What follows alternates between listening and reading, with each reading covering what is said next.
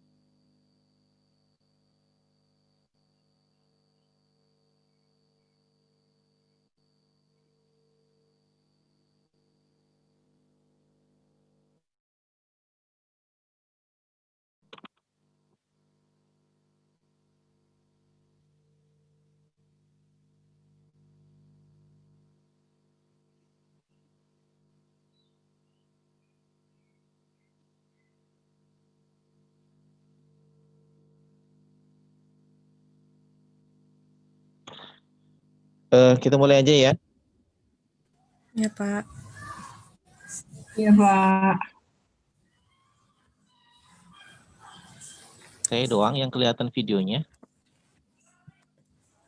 Bentar, Pak.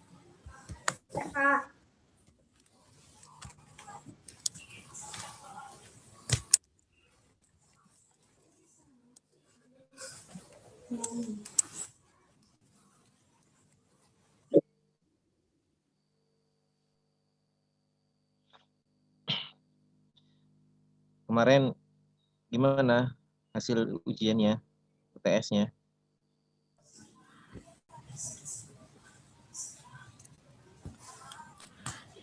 Ya, begitu. Terima kasih, Pak. Terima kasih, Pak. Terima kasih ya, Oh, Pak. terima kasih, kenapa? Karena saya yakin pasti nilainya ditambahin sama Bapak. Iya, Pak. Pasti jelek, pasti aslinya, Pak.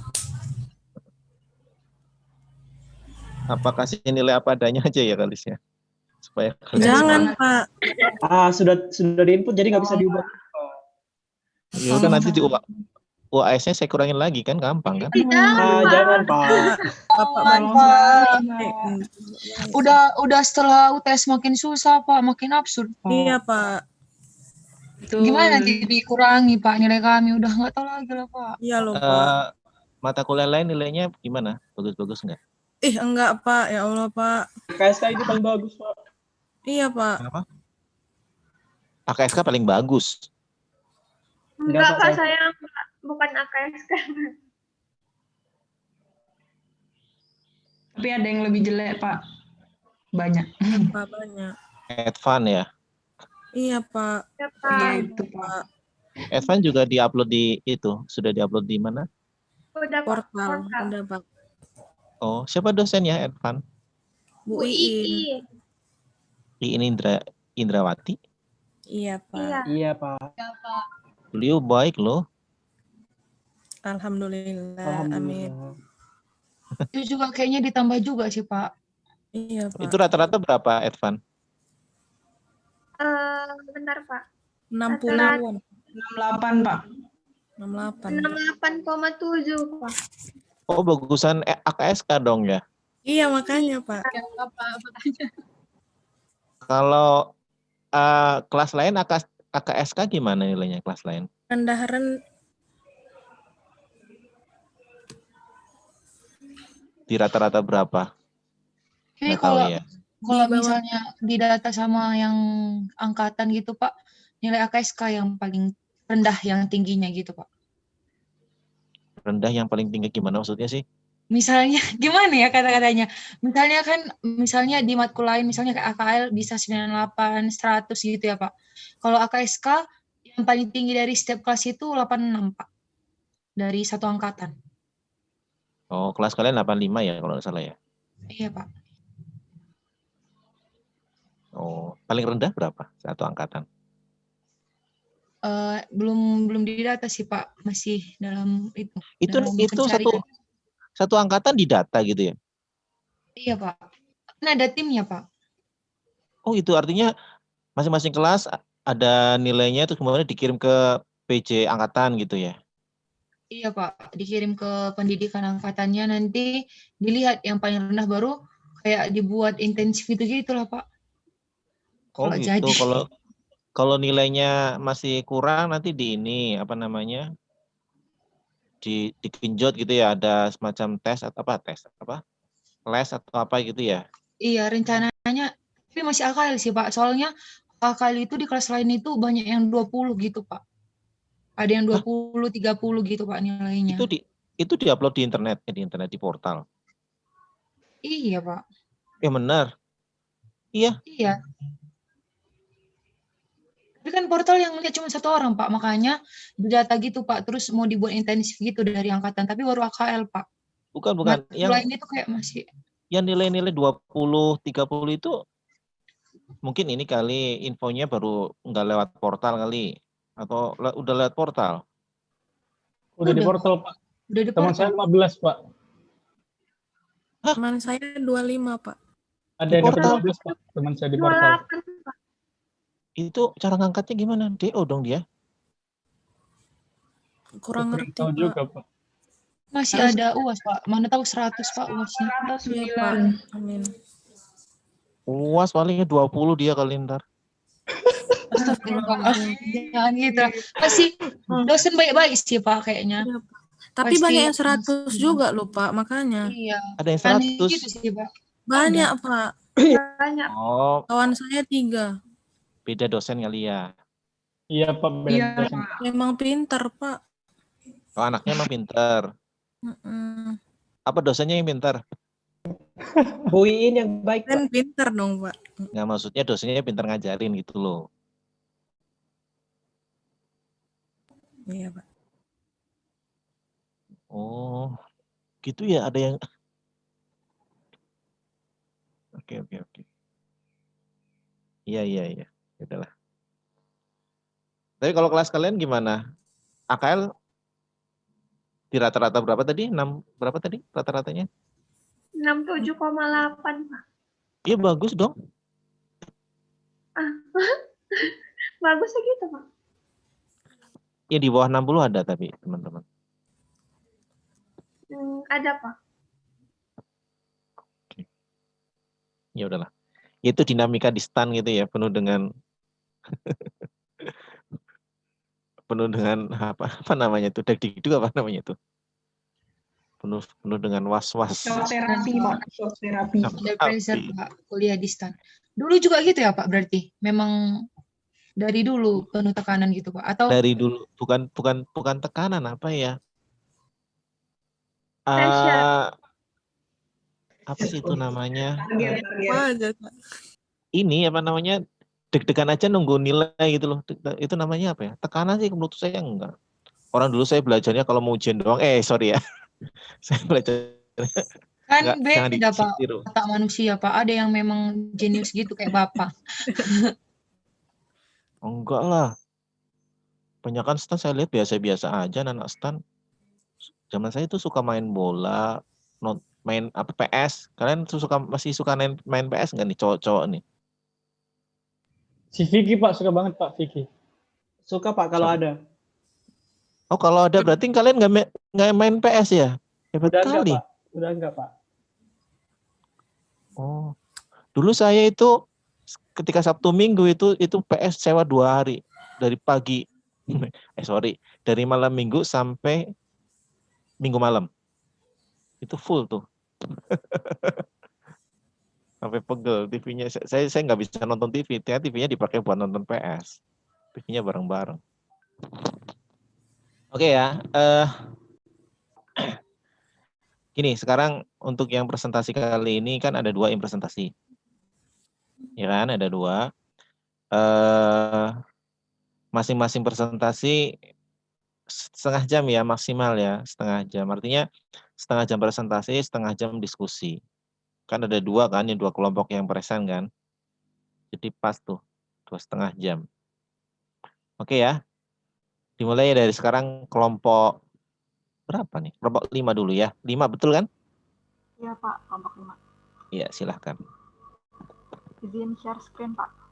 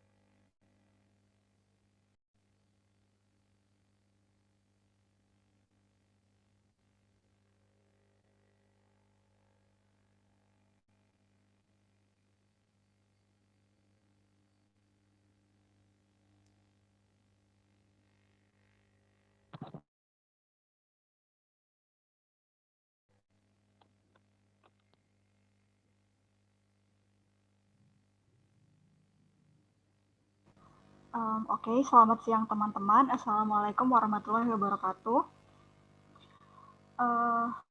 Kami dari kelompok 5 yang beranggotakan 4 orang, yaitu saya Mileni Aziza, lalu ada Rizal Rizkikan, Muhammad Farhan, serta Namira Dia Wulandari. Nah, kali ini kami akan membahas tentang audit terhadap beban dibayar di muka. Sebelum kita membahas ke kertas kerjanya, kita lebih baik membahas terkait prosedur auditnya terlebih dahulu. Nah, jadi di modul ini tuh ada modul kertas kerjanya cukup sedikit ya, hanya ada 2 kertas kerja, yaitu lead schedule-nya itu G dan supporting schedule-nya itu G1. Nah, untuk memulai presentasi kami kali ini, kami akan membahas dari prosedur audit yang akan dibahas oleh Rizal dan Namira. Kepada Rizal dan Namira dipersilakan. Cek.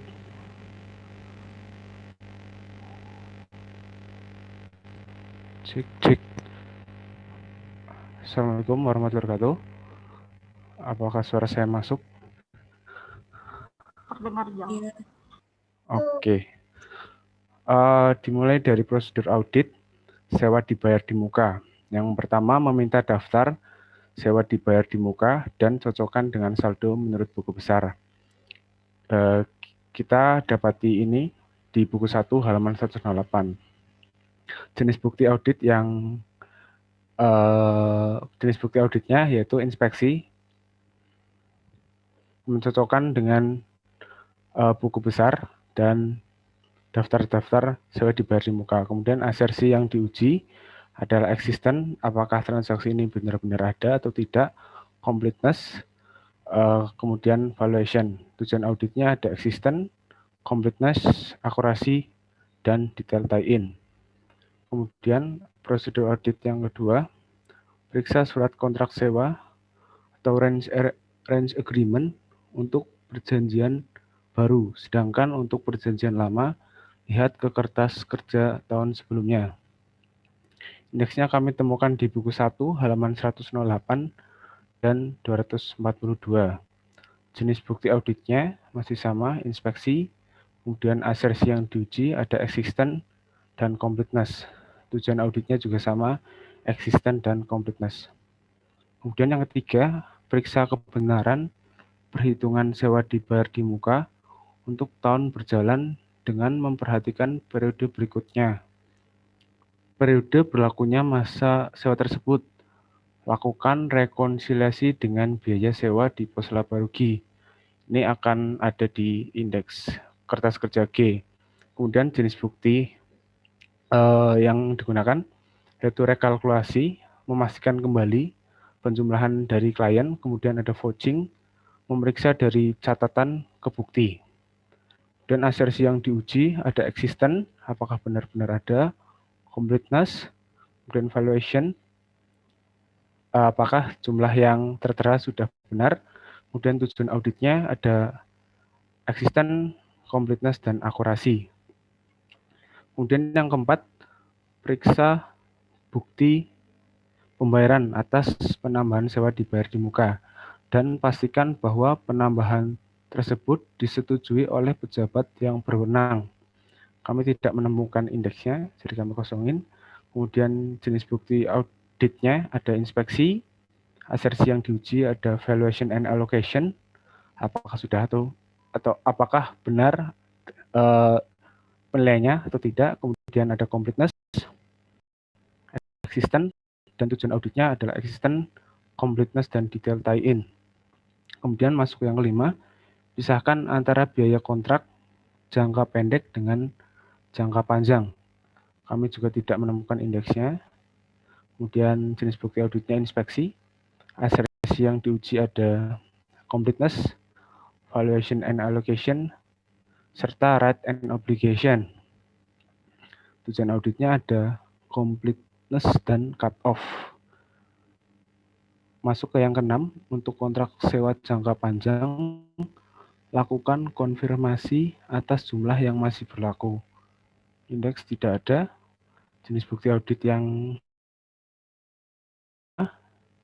digunakan konfirmasi, kemudian asersinya existence, kemudian valuation and allocation, kemudian tujuan auditnya ada existence dan akurasi. Yang ketujuh, yakinkan bahwa peraturan perpajakan yang berlaku untuk biaya sewa telah ditaati. Indeksnya kami temukan di buku 1 halaman 108. Jenis bukti auditnya ada inspeksi, kemudian asersinya existence, completeness, serta right and obligation. Tujuan auditnya sama, existence, completeness, dan right and obligation. Selanjutnya akan dijelaskan oleh Namira. Sebelumnya, apakah suara saya terdengar? Dengar. Baik, di sini saya akan menjabarkan prosedur audit asuransi dibayar di muka. Yang pertama, minta daftar asuransi yang dibayar di muka dan cocokkan dengan saldo buku besar. Nah, indeksnya kami beri centang karena itu ada di buku 1 halaman 107 yang bunyi kalimatnya yaitu Saudari Esther memberikan daftar polis asuransi yang dimiliki klien kepada Anda. Lalu jenis bukti auditnya yaitu inspeksi, asersinya itu existence, completeness, dan juga valuation. Lalu tujuan auditnya itu existence, akurasi, dan detail tie-in. Lalu yang kedua, periksa polis asuransi dan bukti pembayaran premi asuransi. Bila polis tersebut disimpan oleh bank, lakukan konfirmasi kepada bank yang bersangkutan. Untuk indeksnya kami juga beri tanda centang karena juga ada di buku 1 halaman 108, bunyi kalimatnya itu Anda memeriksa polis asuransi dan bukti pembayaran premi asuransi yang disimpan oleh Bapak Denny. Lalu jenis bukti auditnya konfirmasi, asersinya yaitu existence dan valuation, tujuan auditnya existence dan akurasi.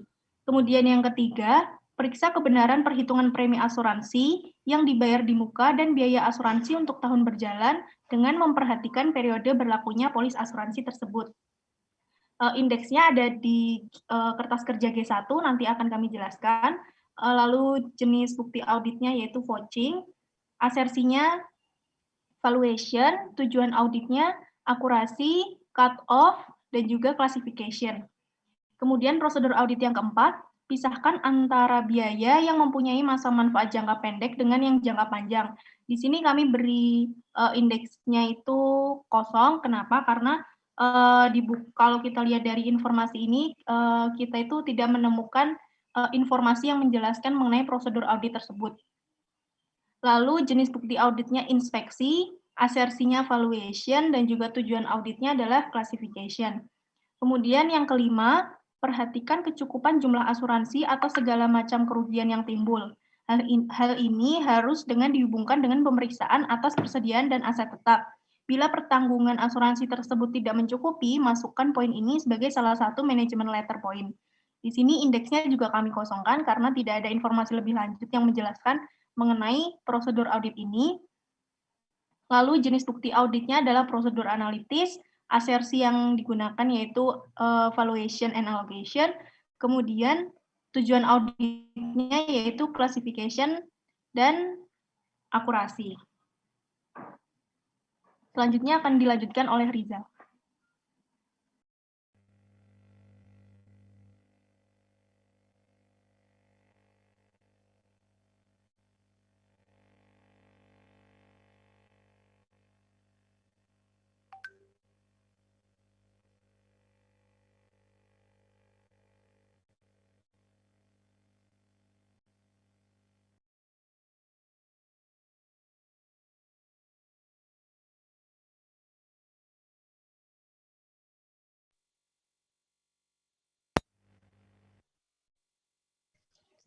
Gak ada Cek. suaranya.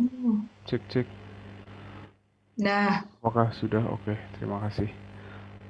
Selanjutnya, prosedur audit mengenai pajak dibayar di muka. Yang pertama, meminta daftar rincian pajak dibayar di muka yang meliputi jenis pajak PPh pasal 22, PPh pasal 23, dan PPh pasal 25. Indeks ini kami temukan di buku 1 halaman 16 dan 108. Dan jenis bukti auditnya inspeksi,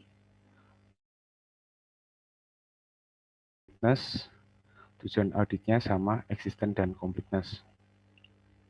Kemudian yang kedua, periksa bukti pemotongan dan bukti surat setoran pajak atau SSP, serta tanggal penyetoran dan pelaporannya. Indeksnya kami temukan di buku 1 halaman 112 sampai 123. Jenis bukti auditnya inspeksi, kemudian untuk asersi yang diuji ada eksisten dan completeness. Dan tujuan auditnya eksisten, completeness, dan cut off. Selanjutnya masuk ke prosedur yang keempat, lakukan rekonsiliasi antara total objek dengan tarif pajaknya. Misalnya uang muka pajak PPh pasal 23 yang sama dengan total pendapatan sewa tahun berjalan dikali tarif pajaknya. Jenis bukti auditnya dengan inspeksi dan rekalkulasi, menghitung kembali apakah sudah benar atau belum.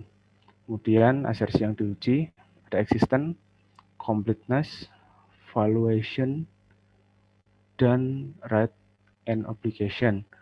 Tujuan auditnya pun sama, eksisten, completeness, akurasi, dan right and obligation. Kemudian masuk, setelahnya ada prosedur audit pajak pertambahan nilai PPN atau masukan. Ini tidak ada di buku di kertas kerja, jadi dijelaskan secara singkat saja. Yang pertama, minta daftar pajak pertambahan nilai masukan yang meliputi informasi tanggal faktur. Jenis bukti auditnya ada inspeksi, asersi yang dituju ada eksisten, completeness, valuation, kemudian tujuan auditnya eksisten, completeness, akurasi, dan detail tie-in. Selanjutnya, yang kedua, yakinkan bahwa semua pajak sesuai pajak masukan telah didukung dengan bukti pajak yang semuanya merupakan pajak masukan yang dapat dikreditkan sesuai dengan peraturan. Jenis bukti auditnya inspeksi, asersi yang diuji ada eksisten, completeness, right and obligation. Tujuan auditnya eksisten, completeness, and right and obligation. Kemudian yang ketiga, pastikan bahwa pajak masukan tersebut telah dilaporkan atau dikreditkan secara teratur dalam SPT massa dan dikompensasikan dengan pajak keluaran. Kami menemukan informasi ini di buku 1 halaman 147. Jenis bukti auditnya, inspeksi, asersi yang diuji, ada existence, completeness, valuation, and allocation, serta right and obligation. Tujuan auditnya, existence, completeness, akurasi, detail tie-in, serta right and obligation. Kemudian, apabila pajak keluaran lebih besar dari pajak masukan, pastikan bahwa kekurangan pembayaran tersebut telah dilunasi sesuai batas waktunya.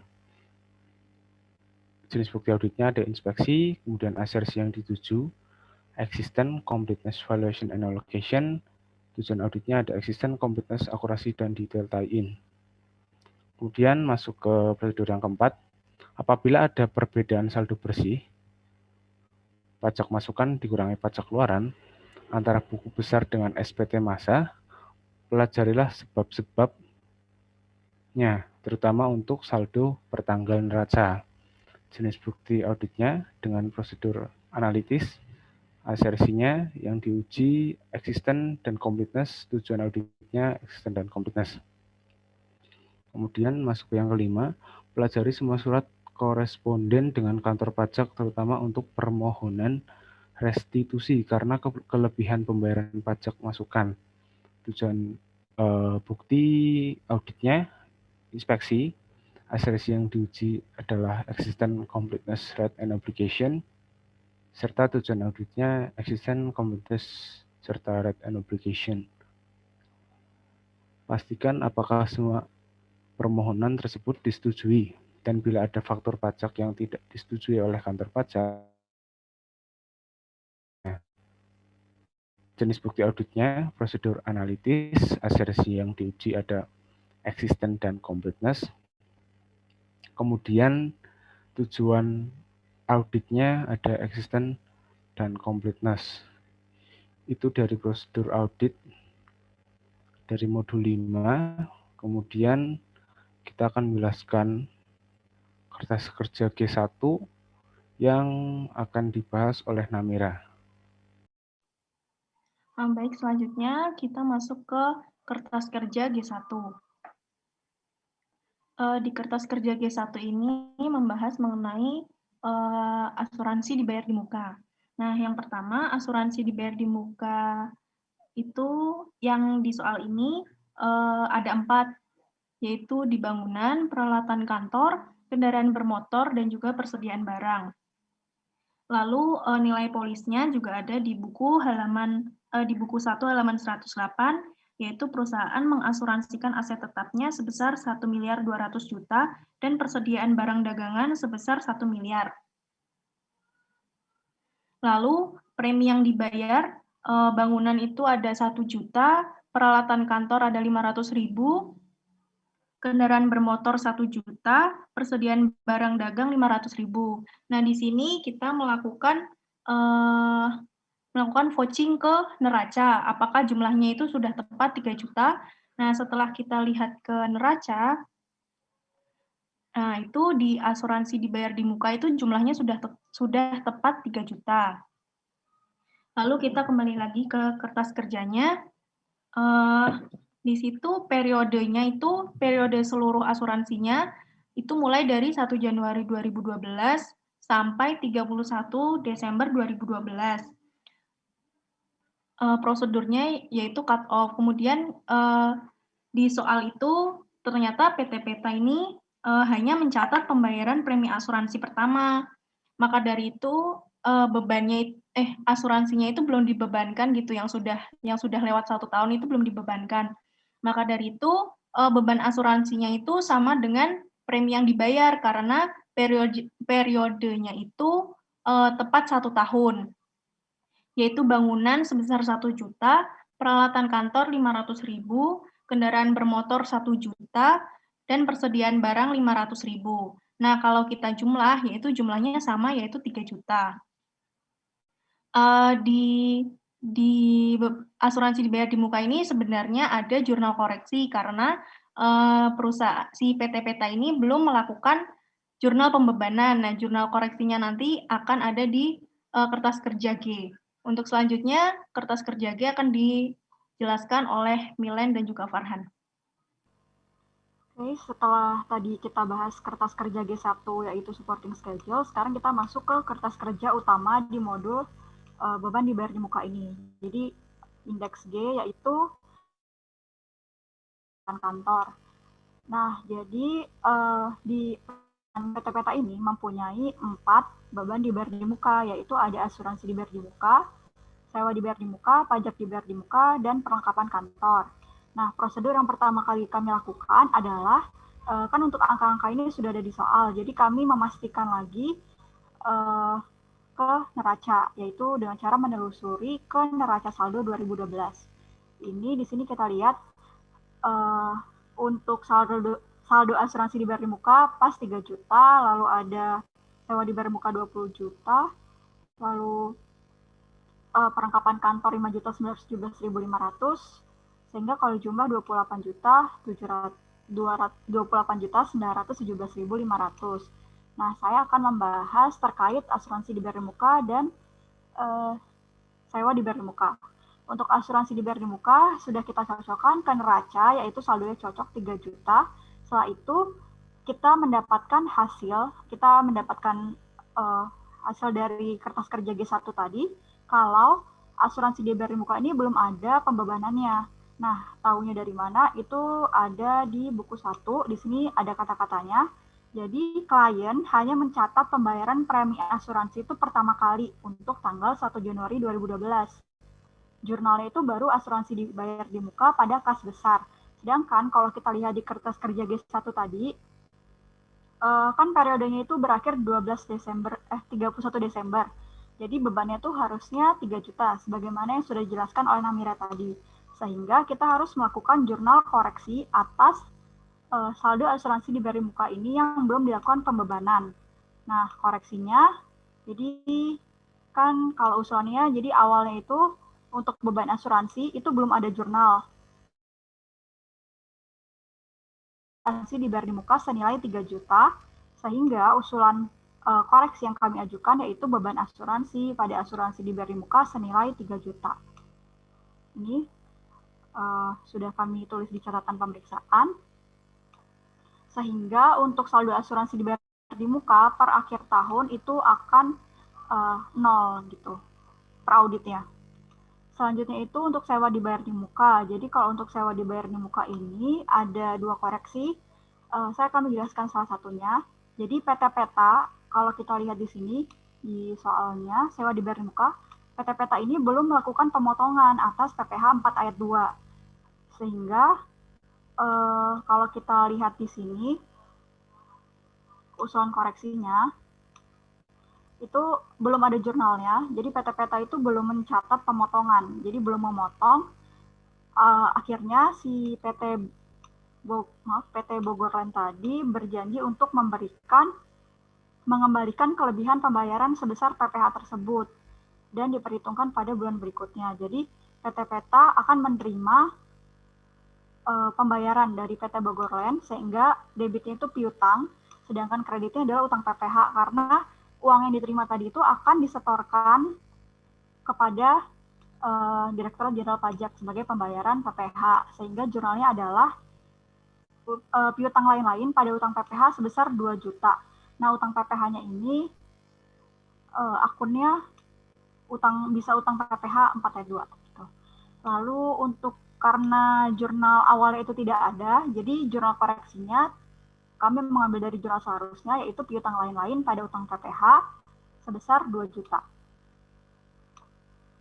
Gitu. Nah, tapi untuk akun ini, karena nggak ada kaitannya dengan sewa, jadi tidak ada koreksi di bagian sini, tetapi harus dilakukan koreksi atas pengakuan piutang dan utang PPh-nya tadi, tapi tidak masuk di kertas kerja atau koreksi bagian sewa dibayar di muka. Nah, selanjutnya untuk sewa dibayar muka, pajak dan perlengkapan kantor akan dilanjutkan oleh Farhan. Iya. Selanjutnya saya akan melanjutkan bagian dari sewa dibayar di muka.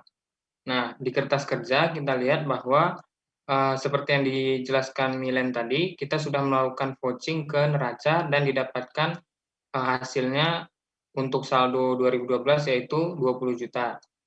Nah, lalu kita baca catatan pemeriksaan. Berdasarkan hasil vouching ke neraca saldo, didapati bahwa PT Peta belum melakukan pembebanan atas sewa dibayar di muka untuk tahun 2012 selama 3 bulan. Nah, artinya pertama kali di sini kita melakukan vouching ke neraca untuk melihat apakah ada pembebanan sewa atas sewa dibayar di muka. Nah, di neraca ini kita lihat dari nomor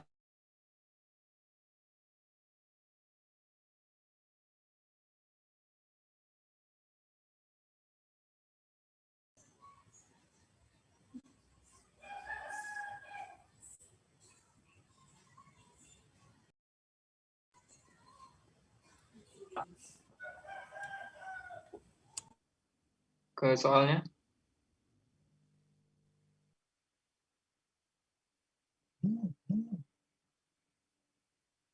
Ke soal sewa dibayar di muka. Kanan. Iya, di bawah. Nah, di sini untuk informasi pertama, berdasarkan pengecekan bukti perjanjian sewa diketahui bahwa sewa ruko di Bogor Trade Mall pada PT Bogor Land untuk periode 1 Oktober 2012 sampai dengan 30 September 2013 sebesar 20 juta. Artinya PT Peta melakukan perjanjian pertama kali pada tanggal 1 Oktober 2012 dan nominalnya itu sebesar 20 juta. Lalu informasi selanjutnya ada di paling bawah.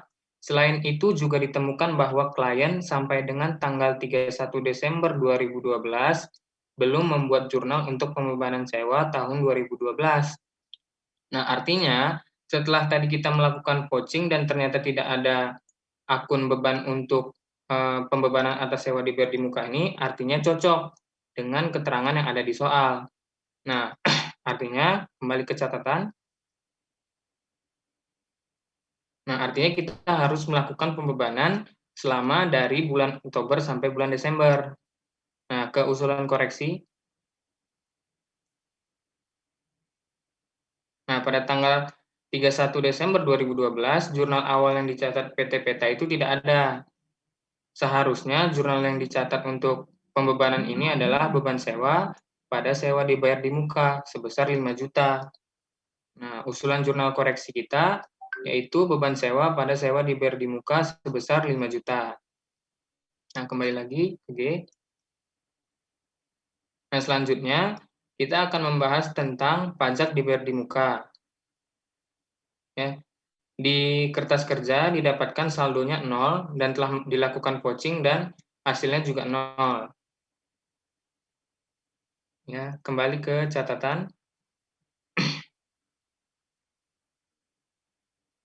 Nah, di sini terkait pajak dibayar di muka, kami telah melakukan vouching ke SSP angsuran PPh pasal 25 dan menemukan jumlah PPh pasal 25 tahun 2012 sebesar 24 juta. Ini ada di halaman 112 sampai 123. Terdapat dokumen-dokumen terkait SSP pasal 25. Dan jumlah ini telah dikreditkan sebagai pengurang beban PPh. Sedangkan untuk PPh pasal 22, kami tidak menemukan bukti SSP yang dapat kami telusuri. Tetapi akun pajak dibayar di muka atas PPh 22 juga sudah dikreditkan sebagai pengurang pajak. Sehingga kami berasumsi lagi tidak ada saldo pajak dibayar di muka atas PPh pasal 22 karena sudah dikreditkan. Nah, ini kita lihat keterangannya ada di soal. Ya, ke atas. Nah, atas lagi. Nah, di sini dia bilang di paragraf pertama kalimat terakhir, ya, Anda melakukan pengecekan dengan bukti SSP yang telah disetorkan dan telah dibukukan dengan benar. Di sini artinya kita telah melakukan pengecekan semua SSP, walaupun tadi SSP untuk PPh pasal 22 tidak ditemukan di buku 1 ini. Lalu, untuk mengecek apakah sudah dibukukan dengan benar, kita melihat ke jurnal yang dibukukan oleh saudari Esther. Nah, ke bawah. Nah, untuk jurnal ini ada di halaman 147 buku 1 Agus. di sini dia mencatat adanya kredit pajak untuk pasal 22 dan 25 yang sudah dikreditkan dengan beban pajak penghasilan. Di sini pajak dibayar di muka untuk pasal 25 sudah benar, nominalnya 24 juta, dan untuk pajak dibayar di muka pasal 22 nominalnya adalah 10 juta. Karena kami telah yakin bahwa pembukuan ini sudah benar, oleh karena itu kami tidak melakukan adanya jurnal koreksi atas pajak dibayar di muka. Ya, selanjutnya kembali ke kertas kerja. Nah, selanjutnya ada untuk akun perlengkapan kantor. Nah, kita juga tadi telah melakukan vouching dan angkanya sudah cocok. Tetapi di sini apakah ada perubahan atas akun dari perlengkapan kantor? Kecatatan.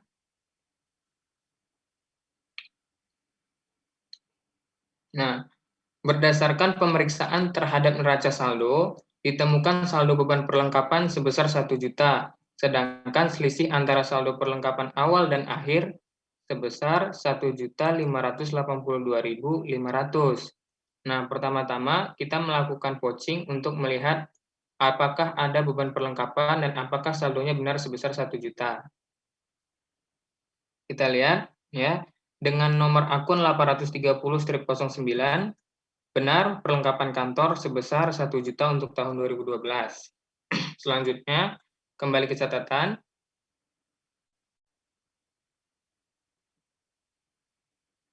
Nah, di sini ada selisih antara saldo perlengkapan awal dan akhir sebesar 1.582.500. Nah, ini jumlahnya dari mana? Kita ke soal untuk meneliti keterangan tentang saldo ini.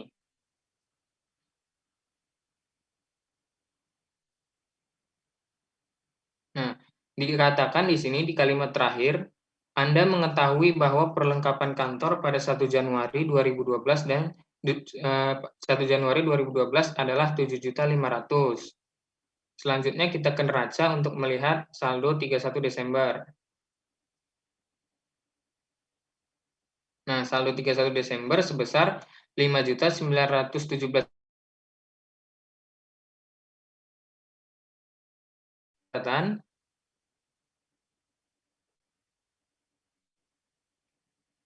Selisih sebesar 1.582.500.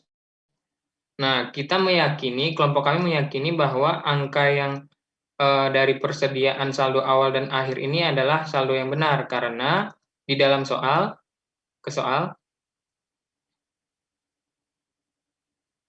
ya, di soal itu di kalimat kedua ya, setiap akhir tahun dilakukan perhitungan fisik untuk menentukan saldo perlengkapan kantor di neraca. Artinya saldo ini sudah dicek dan hasilnya sudah benar karena dia pengecekan fisik. Nah, oleh karena itu kembali ke catatan. Di sini kami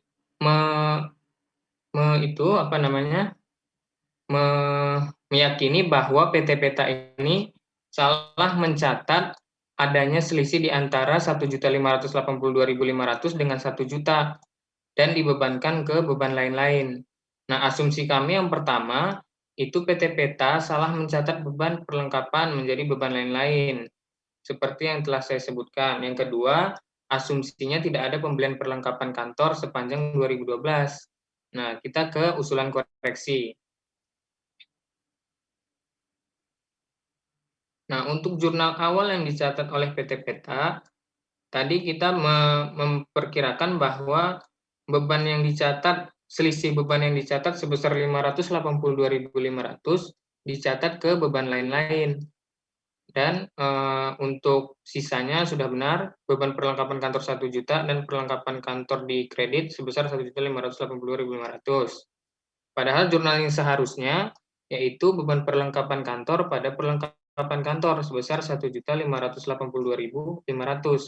Oleh karena itu, usulan jurnal koreksi kami, beban perlengkapan kantor pada beban lain-lain sebesar 582.500 untuk menghilangkan selisih dari beban lain-lain. Kembali ke modul G. Nah, itu saja untuk akun-akun di modul G. Selanjutnya dilanjutkan oleh Milen. Oke, jadi tadi kita sudah membahas berbagai koreksi yang kami usulkan. Setelah dilakukan koreksi, itu ada koreksi senilai 8 juta di akun beban dibayar di muka, yaitu 3 juta atas pembebanan asuransi dibayar di muka, dan 5 juta atas pembebanan sewa dibayar di muka. Nah, untuk pajak dibayar di muka, tadi kami sudah meyakini kalau saldonya sudah memang benar 0, jadi tidak perlu dikoreksi. Sedangkan untuk perlengkapan kantor, itu kami meyakini karena sudah dilakukan pemeriksaan fisik, jadi saldonya sudah benar, dan selisihnya itu karena kesalahan pencatatan di akun beban, jadi tidak masuk di koreksi akun perlengkapan kantor karena sudah dicatat dengan benar. Sehingga totalnya 8 juta. Kami melakukan vouching terhadap saldo per klien, debit, kredit, koreksinya, serta saldo per audit. Sedangkan untuk saldo per auditnya kami melakukan cross footing. Maaf, tadi maksud saya footing ya. Lalu untuk saldo per audit tahun 2011 itu kami juga melakukan pemeriksaan ke laporan keuangan per audit di tahun 2011. Jadi sudah sesuai. Sehingga kami simpulkan dari hasil audit kami di kertas kerja G itu ada beberapa koreksi yang sudah dijelaskan tadi, sehingga saldo seharusnya per audit itu bukan 28.917.500 tetapi 20.917.500. Sekian dari presentasi kelompok kami. Apabila ada yang kurang berkenan, kami mohon maaf, dan apabila ada pertanyaan, kami persilakan.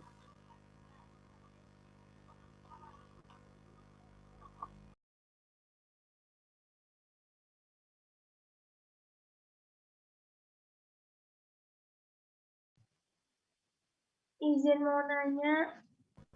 Iya, silakan, Cak. Ya, jadi di modul 1 ini kan saya baca di halaman 108 nih tentang sewa dibayar di muka kan. Nah, dia itu bilang kalau misalnya hal ini telah terkait PPh pasal 4 ayat 2 tadi. Nah, dia bilang hal terkait PPh tersebut kan belum dipotong kan ya. Dan telah dikonfirmasikan ke dan mereka bersedia mengembalikan PPh tersebut dengan diperhitungkan pada bulan berikutnya, Januari. Berarti kan dia bilang di sini diperhitungkan di bulan berikutnya, tapi kita tetap karena kita ngauditnya 2 tahun ini, jadinya dimasukin di tahun ini. Gimana? Aku kayak kurang paham gitu terkait pernyataan yang di buku ini. Gitu. Makasih, Oi. Baik, kami tampung dulu. Mungkin ada yang lain?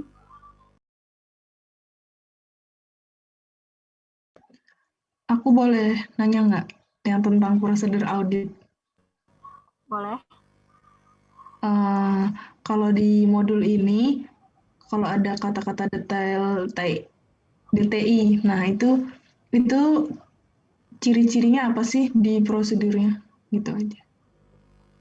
Terima kasih. Ya, sama-sama Yasmin. Ada lagi? Izin bertanya. Ya, Erma. Kalau ini tentang persediaan kantor.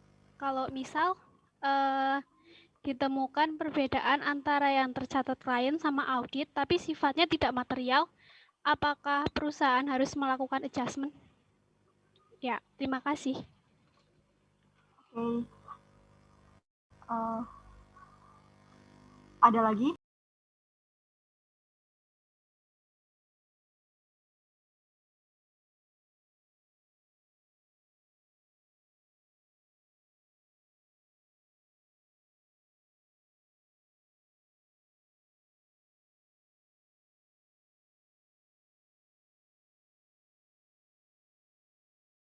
Tiga dulu kali ya dibahas ya. Oke, Pak. Jadi saya akan menjawab pertanyaan dari Ica terlebih dahulu. Tadi kalau ini kan tadi di keterangan soalnya, jadi untuk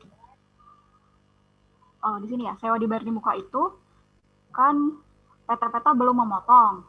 Sedangkan PT Bogor itu bersedia untuk membayar kekurangannya, mengembalikan kelebihannya tadi dan akan diperhitungkan pada bulan berikutnya.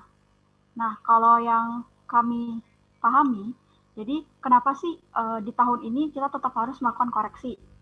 Karena diperhitungkan pada bulan berikutnya itu, pemahaman kami maksudnya disetorkannya itu di periode berikutnya, yaitu Januari 2013. Sedangkan koreksinya itu harus tetap dilakukan di tahun ini. Nah, kalau misalnya kenapa kaitannya, kenapa harus di tahun ini? Ya karena sewa itu kan terjadinya di tahun ini. Jadi koreksinya kami usulkan di tahun ini. Tapi untuk penyetoran ke Dirjen Pajaknya itu nanti akan dimasukkan ke setoran di bulan Januari 2013. Nah, kenapa harus dikoreksikan tahun ini? Kalau menurut kami itu karena supaya neracanya kan mencerminkan keadaan yang sebenarnya. Jadi bahwa akan ada pembayaran dari PT Bogor di tahun depan. Lalu ada juga utang PPH yang harus kita setorkan, yaitu senilai 2 juta. Sehingga walaupun pembayarannya itu masih tahun depan, tapi kan karena supaya neraca kita itu mencerminkan kondisi yang sebenarnya, makanya di tahun 2012 kita harus melakukan koreksinya. Sekian, apa sudah jelas, Cak? Sudah. Kayaknya, tapi mau nanya lagi. Ya. Tapi nggak jadi deh, nanti aja. Makasih, Milen. Iya, sama-sama.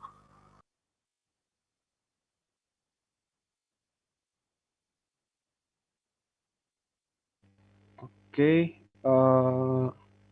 tadi ini ya Yasmin bertanya tentang apa sih ciri-ciri kalau misalkan asersi atau tujuan auditnya itu detail tie-in ya. Nah, detail tie-in itu mempunyai pengertian rincian saldo akun sesuai dengan jumlah pada file induk yang berkaitan, sesuai dengan total akun, dan sesuai dengan total buku besar. Jadi cara gampangnya untuk mengetahui bahwa itu ada detail tie-in, di tujuan audit, itu ada kata-kata dicocokkan menurut saldo buku besar. Kayak gitu. Kan seperti contoh, nah seperti yang nomor 1, cocokkan dengan saldo menurut buku besar. Kemudian yang keempat, pembayaran bahwa ya apa namanya, sepengetahuan saya gitu, jadi sesuai dengan jumlah file induk yang berkaitan, jadi total akunnya dan total yang ada di buku besar itu sama kayak gitu. Apakah itu berarti berkaitan dengan akunnya ya, bukan jumlah? Iya, total saldo, total akun, total ya kayak gitu. Bedanya sama akurasi? Bedanya sama akurasi, sebentar, akurasi.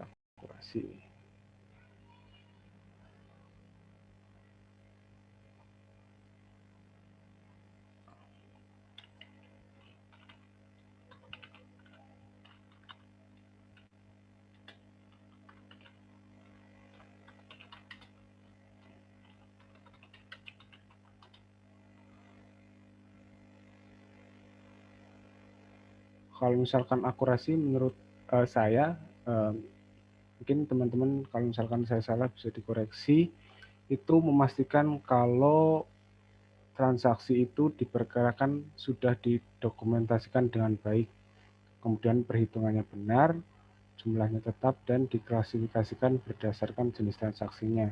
Jadi lebih lebih akurat gitu. Kalau misalkan ini itu hanya mencocokkan total akun dengan total buku besar kayak gitu. Oke. Terima kasih Rizal. Oke, sama-sama. Bisa dipahami. Mantap. Artinya yang accuracy sama detail tie-in itu sama satu asersi kan ya? Asersi valuation ya di sini ya? Iya nggak sih? Iya, Pak. Iya, pakainya. Yang valuation dan allocation. Yang valuation kan. Jadi tadi yang disampaikan oleh Muhammad siapa sih? Ketutupan nggak kelihatan di sini. Rizal, Pak. Rizal, Rizal, Pak. Pak. Muhammad Rizal, Reza. Iya. Jadi kalau detail tie-in itu baru cocok dulu angkanya. Cocok dulu angkanya. Artinya cocok belum tentu akurat kan ya. Artinya cocok belum tentu benar angkanya. Cocok dulu. Jadi antara buku besar dengan master filenya, artinya buku besar dengan rinciannya itu sama, cocok. Itu dulu. Kayak di apa namanya yang di lead schedule itu kan coba tolong tampilin lead schedule-nya coba.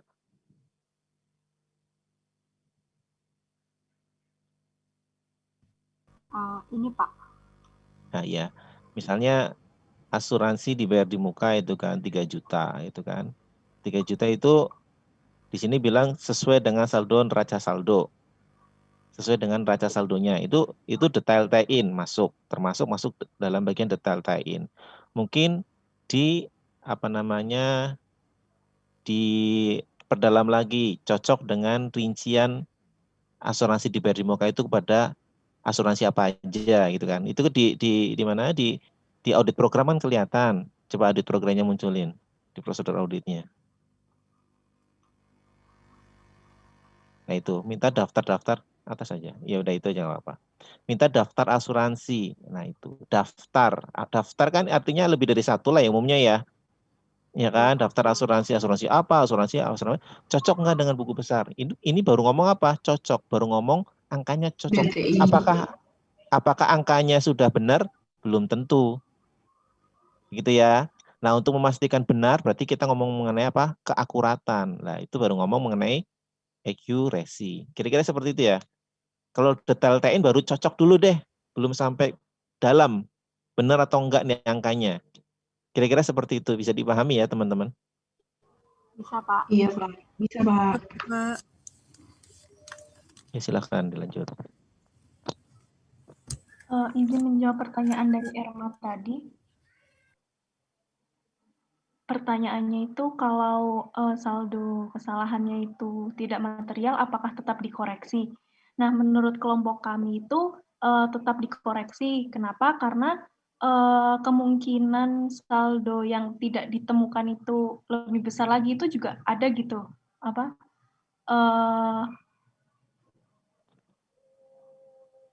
Bisa lebih material gitu maksudnya. Sebentar Pak, saya menyusun kata-kata sebentar.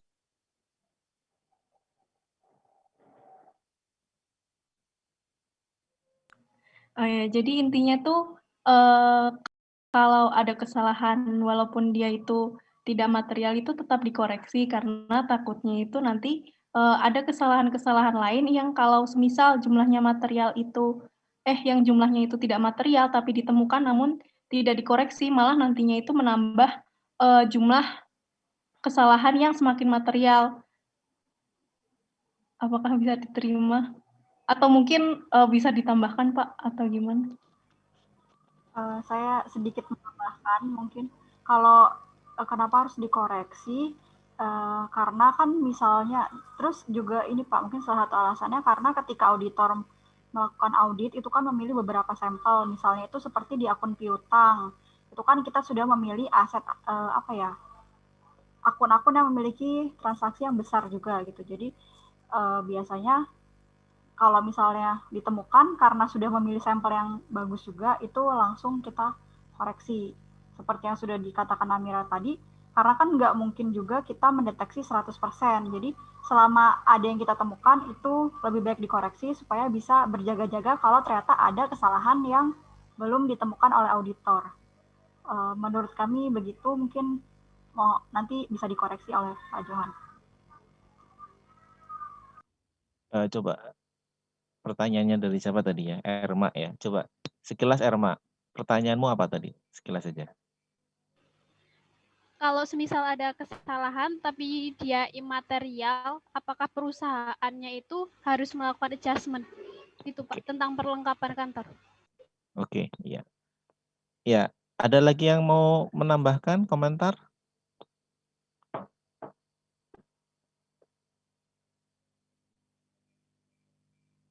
Ini pertanyaannya adalah apakah perusahaan harus melakukan koreksi? Pertanyaannya adalah apakah perusahaan harus melakukan koreksi kalau salah sajinya itu ternyata nggak material gitu kan ya, Erma maksudnya ya? Maaf Pak, tadi koreksinya itu perusahaan ya Pak? Erma. Iya. Kalau perusahaannya itu menurut kami kembali lagi ke perusahaannya ya. Apakah perusahaan itu mau melakukan koreksi atau tidak? Tapi yang penting kami sebagai auditor itu sudah melakukan usulan gitu. Kalau untuk dikoreksi atau tidaknya kembali lagi ke kebijakan perusahaan. Jadi resikonya kalau misalnya perusahaan tidak mengoreksi tadi, ya kalau misalnya ada kesalahan yang tidak ditemukan dan jumlahnya cukup banyak gitu ya, itu bisa mempengaruhi ke opininya gitu kan. Tapi kalau misalnya perusahaan mau melakukan koreksi atau tidak, itu kembali ke perusahaannya masing-masing kalau menurut kami.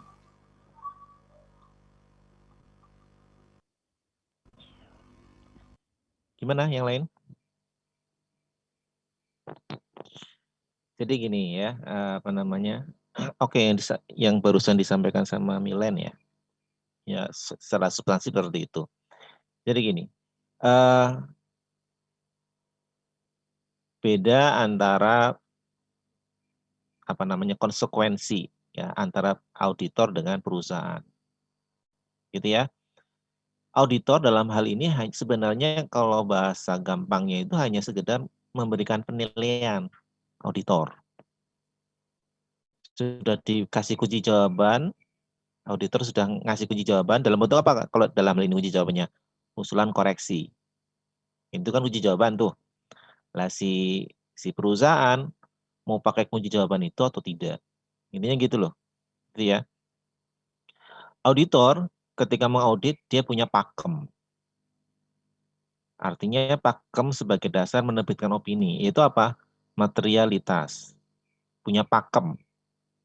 Nah, ketika auditor melakukan pengujian ternyata ditemukan salah saji gitu ya, temuan salah saji. Kalau salah saji material, ya mestinya harus dipropos dong. Kalau salah sajinya material. Ini sisi auditor ya. Aku belum ngomong mengenai sisinya si manajemen si perusahaan. Ketika itu material, ya iyalah dipropos. Oke. Tapi ternyata yang ketemu salah sajinya nggak material atau kecil sekali material itu. Tapi bukan berarti di pas itu dihilangkan gitu aja. Enggak, dia tetap punya catatan itu. Khawatirnya dari yang banyak imaterial itu, yang material ternyata dikumpulkan banyak, bisa jadi material. Jadi auditor kumpulin dulu, mungkin tidak langsung dipropos, dia kumpulin dulu. Kalau salah sajinya kecil sekali ya, enggak material. Karena dalam audit itu ada istilah SAD atau SUD gitu kan, Summary Unadjusted Differences. Jadi ini artinya ketika ada ditemukan salah saji dan nilainya kecil sekali, auditor bisa langsung pas, tidak mengusulkan nggak apa-apa. Tapi gimana pun juga auditor harus simpan catatan itu. Mengerti ya teman-temannya? Gitu ya. Kalau ngomong mengenai ini ada salah saji tidak material. Kalau material sudah nggak usah dibahas lagi, pasti dipropos. Gitu kan? Nah, terus gimana dari sisi manajemen? Ya, sisi manajemen. Manajemen terserah dia, ini perusahaan dia kok, laporan keuangan dia kok, mau dikoreksi atau enggak ya terserah dia gitu loh. Cuman ada konsekuensinya. Ada konsekuensinya. Ketika perusahaan mau mengkoreksi ya, artinya mengkoreksi semuanya lah. Semua yang dipropos oleh auditor dikoreksi semua, dituruti semua. Artinya di sini apa? Berarti laporan keuangan itu bebas dari salah saji material berdasarkan temuannya si auditor. Tidak ada masalah kan? Nah ternyata misalnya si temuan itu yang temuan apa namanya propos jurnal apa usulan koreksi dari auditor itu ternyata nggak dikoreksi sama si siapa? Sama si Manajemen. sebentar ya, azan bentar. Tunggu sebentar ya. Ya, Pak. Oke, Pak.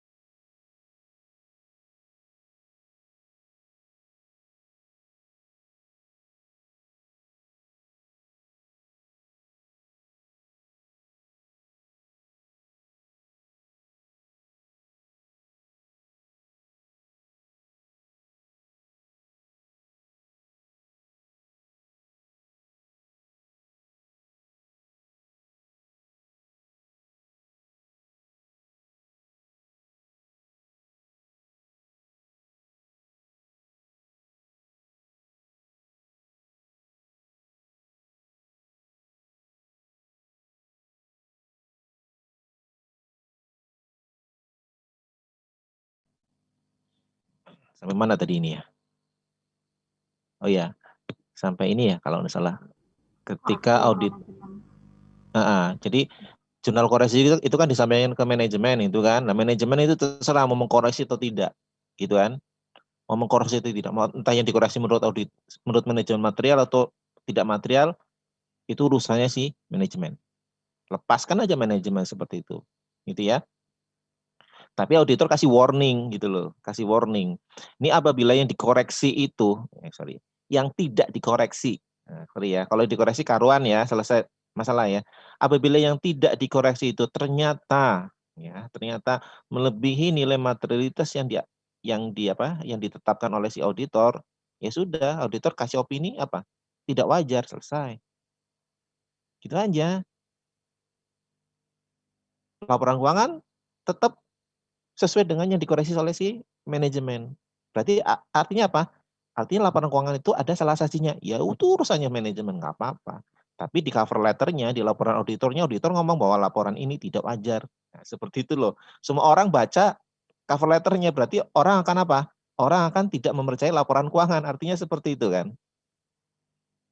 Begitu ya. Material atau tidak material, menurut versinya si manajemen, it's okay, terserah. Itu urusannya manajemen. Tapi kalau manajemen pengen clean, laporannya pengen baik, laporan auditornya, penilaian dari auditornya baik, ya oke, berarti ikutin sarannya auditor. Tapi meskipun di situ mungkin ada suatu debatable, bisa jadi gitu loh. Artinya yang dipropos oleh si auditor itu bukan harga mati, artinya gitu. Bisa jadi dipropos si manajemen menerangkan, Pak ini maksudnya seperti ini, kenapa kami seperti ini? Kalau itu bisa diterima dan sesuai dengan standar, artinya proposi auditor bisa gugur, bisa jadi gugur, begitu ya. Artinya ada diskusi gitu loh. Tapi kalau ternyata emang si manajemen mengaku itu salah saji, tapi dia nggak mau mengkoreksi, urusannya manajemen. Urusannya manajemen itu tinggal auditor timbang aja yang nggak dikoreksi bandingkan sama tingkat materialitas. Masih di bawah atau melebihi. Kalau melebihi ya sudah, berarti opininya tidak wajar. Dimengerti nggak apa yang saya sampaikan ini? Paham, Pak. Ya. Paham ya? Jadi kalau urusan apakah perusahaan harus mengkoreksi, ini barang-barang lu gitu kan, terserah kamu lah gitu. Sebagai auditor terserah kamu, tapi ingat, kalau nggak dikoreksi, nanti dampaknya ke opini lo. Kalau opininya jelek, siapa yang mau percaya terhadap laporan kamu gitu loh. Kan intinya gitu loh. Gitu ya. Artinya auditor tuh punya berapa? Punya 4 menu opini. Tinggal mau pakai opini yang mana nih tergantung kondisinya, kan gitu. Gitu ya. Iya, Pak. Ya, silahkan dilanjutin. Atau istirahat dulu ya? Iya, ada satu. Ada satu ya? Gimana, Pak? Ya udah. Ya, ada satu lagi, Pak. Satu lagi, silakan. Ini ada pertanyaan dari Eli, yaitu izin bertanya di sini kepada kelompok 5, untuk prosedur audit yang asuransi dibayar di muka nomor 3, kenapa jenis bukti auditnya tidak ada rekalkulasi, padahal prosedurnya periksa kebenaran perhitungan. Terima kasih. Setelah kami berdiskusi tadi, kami menyadari bahwa di sini kata-katanya yaitu periksa kebenaran perhitungan premi asuransi. Nah, untuk memeriksa kebenaran ini memang diperlukan rekalkulasi untuk memeriksa benarkah adanya dan juga benarkah perhitungan dari premi asuransi dibayar di muka. Oleh karena itu, kami mohon maaf, seharusnya ada jenis bukti rekalkulasi di sini. Terima kasih, Ali. Terima kasih ya. Ya, sama-sama Eli. Sekian dari. Ya, Pak, sudah, Pak, presentasinya. Ya, setuju ya. Jadi emang kalau namanya pengujian prepaid itu ya, prepaid aset gitu kan, itu kayaknya nggak lepas dari rekalkulasi deh. Semuanya akan ada perhitungannya deh. Iya nggak sih? Asuransi ya, tahu lah ya, kalian udah belajar akuntansi. Sewa juga seperti itu. Bahkan perlengkapan juga seperti itu kan. Iya nggak sih? Iya Pak, seharusnya. Setuju Pak. Harusnya ada semua. Oke ya, kita untuk sesi ini cukup ya kali ya. Kita istirahat dulu sampai jam 3:30 lah kira-kira ya. Nanti kita setelah itu kita lanjutkan dengan yang sesi kedua. Baik, Pak. Oke, kita istirahat ya.